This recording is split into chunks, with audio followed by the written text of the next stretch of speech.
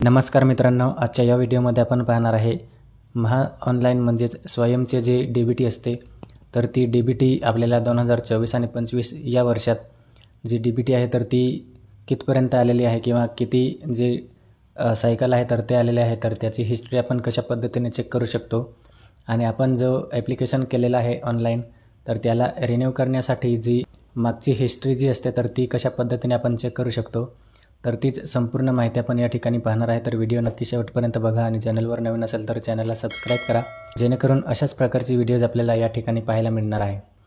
तर सिंपली आपण या ठिकाणी आपल्या स्वयं महा ऑनलाईनच्या वेबसाईटला आपण व्हिजिट केल्यावर अशा प्रकारचा इंटरफेस येतो आणि त्यानंतर आपण सिंपली या ठिकाणी जो नो युअर DBT स्टेटस आहे तर याच्यावरती आपण हिस्ट्री जी आहे तर ती आपण चेक करू शकतो।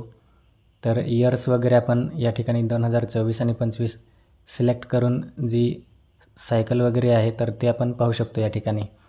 तर किती सायकल आलेली आहे आपल्याला आणि कोणत्या तारखेला या ठिकाणी जी DBT आहे तर ती आपल्याला कोणत्या अकाउंटला रिसीव्ह झालेली आहे, तर ती संपूर्ण माहिती आपण या ठिकाणी चेक करू शकतो। आणि त्यानंतर आपण या ठिकाणी होम ॲप्लिकेशन आहे, तर होम या टॅबवरती आपण जसे क्लिक करतो या ठिकाणी आपल्याला ॲक्शन जो हा एक टॅब आहे तर या ठिकाणी आपण पाहू शकतो ॲक्शन। तर इथे आपण जे फॉर्म आहे आपला तर व्ह्यू फॉर्म आणि व्ह्यू डॉक्युमेंट, तर व्ह्यू फॉर्म या ऑप्शनवरती आपण जसे क्लिक करतो आपल्याला आपण जो ॲप्लिकेशन केलेला आहे तर त्याची संपूर्ण डिटेल या ठिकाणी पाहायला मिळणार आहे। आणि त्यानंतर जे आपण डॉक्युमेंट अपलोड केलेले आहे तर ते डॉक्युमेंट अपलोड केलेले ते आपण या ठिकाणी चेक करू शकतो व्ह्यू डॉक्युमेंट या ऑप्शनवरती। आणि डॉक्युमेंट जे आहे ते आपण डाउनलोडसुद्धा करू शकतो या ठिकाणी।